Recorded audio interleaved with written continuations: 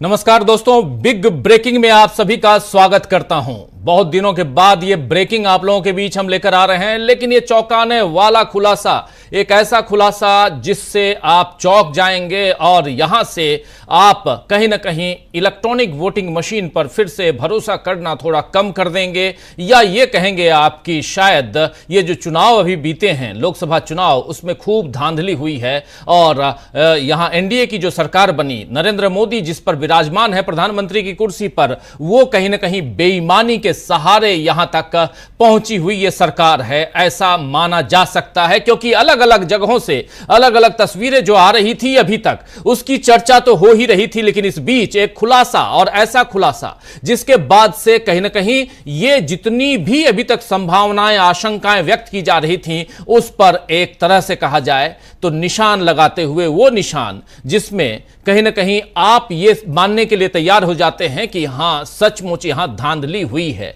लेकिन आप याद कीजिए कि प्रधानमंत्री नरेंद्र मोदी ने जब उनको संसदीय दल का नेता चुना गया था, एनडीए संसदीय दल का नेता, और उन्होंने एक बैठक रखी थी दिल्ली में संसद के सेंट्रल हॉल में, उसमें उन्होंने भाषण में क्या कुछ कहा था। भाषण देते वक्त उन्होंने लगभग 1.5 घंटे के भाषण में एक बात कही थी, और उन्होंने कहा था कि ईवीएम जिंदा है या मर गया। आइए जरा पहले इसको सुनते हैं, और इस ब्रेकिंग न्यूज में आपको हम क्या बताने वाले हैं इसका खुलासा भी करेंगे, और यहां से एक चौंकाने वाली खबर आप तक हम पहुंचाएंगे। लेकिन नरेंद्र मोदी के उस भाषण को आज याद करना यहां इसलिए जरूरी है क्योंकि यहीं से जो नरेंद्र मोदी कह रहे थे कि ईवीएम जिंदा है या मर गया, वो बात यहां पर ईवीएम जिंदा भी है, मरा नहीं है, यानी इलेक्ट्रॉनिक वोटिंग मशीन जिंदा है, मरी हुई नहीं है। लेकिन उसी इलेक्ट्रॉनिक वोटिंग मशीन के साथ धांधली हुई है, और यह बात हम नहीं कह रहे हैं बल्कि जिम्मेदारी के साथ पुलिस के ऑफिसर्स कह रहे हैं, और इस पर एफआईआर भी कर रहे हैं, गिरफ्तारी भी हो रही है। ये सारी बातें हम आप तक पहुंचाएंगे।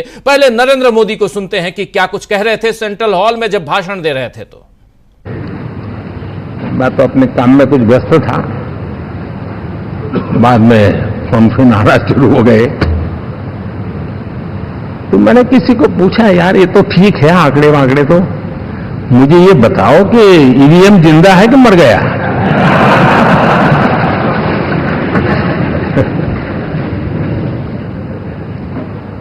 क्योंकि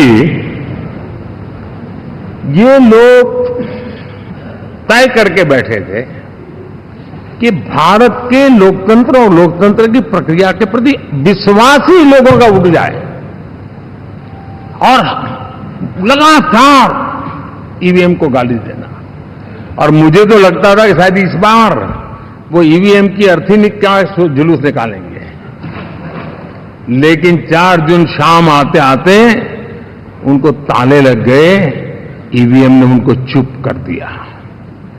ये ताकत है भारत के लोकतंत्र की। जी हां, इसी 4 जून शाम आते आते एक खेल होता है उधर मुंबई उत्तर पश्चिम सीट पर। जी हां, 4 जून की शाम आते आते मुंबई की उत्तर पश्चिम सीट जो है, नॉर्थ वेस्ट मुंबई की सीट जीतती है शिवसेना उद्धव गुट। 681 वोटों से विजयी घोषित किया जाता है शिवसेना उद्धव गुट को।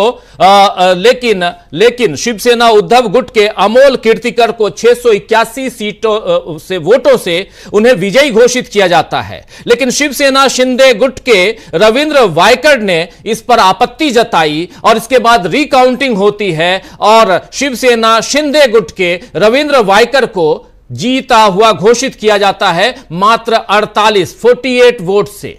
लेकिन ये 681 वोटों से जीतने वाले कीर्तिकर जो हैं, अमोल कीर्तिकर, यहां अब हारे हुए घोषित कर दिए जाते हैं, और 48 वोटों से जीत बता दी जाती है शिवसेना शिंदे गुट के रविंद्र वायकर को।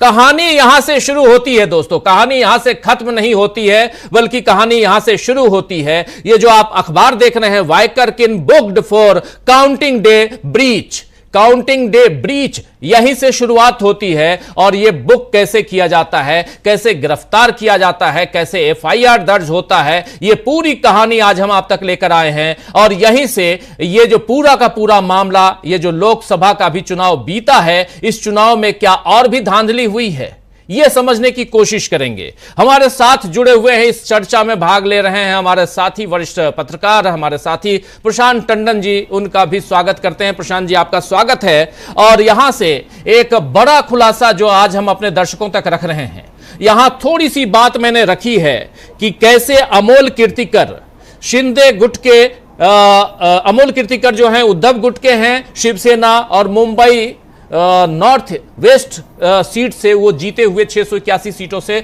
वोटों से जीते हुए बताए जाते हैं। लेकिन उसके बाद क्या कुछ होता है कि 48 वोट से ये साहब जीत जाते हैं, और जो साहब जीतते हैं वो शिवसेना गुट के हैं और रविंद्र वायकर उनका नाम है। लेकिन बात यहीं खत्म नहीं होती है। ये आप देखिए, मिड डे अखबार मुंबई का बड़ा नामी गिरामी अखबार है, ये लिखता है Waikar skin had phone that unlocks EVM.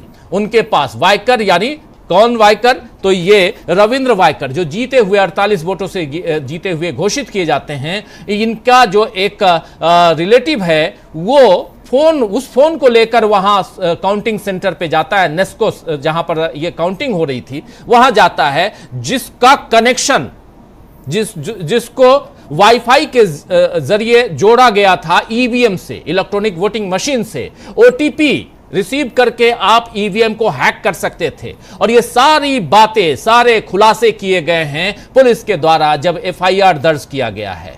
और ये जब मामला सामने आया है तो अभी बहुत कुछ हो रहा है, इस पे हम आएंगे। लेकिन उससे पहले 2 ट्वीट आपके सामने रखना हम चाहते हैं। पहला ट्वीट राहुल गांधी का। राहुल गांधी क्या कुछ कह रहे हैं देखिए जरा। राहुल गांधी इसी के बाद और इसी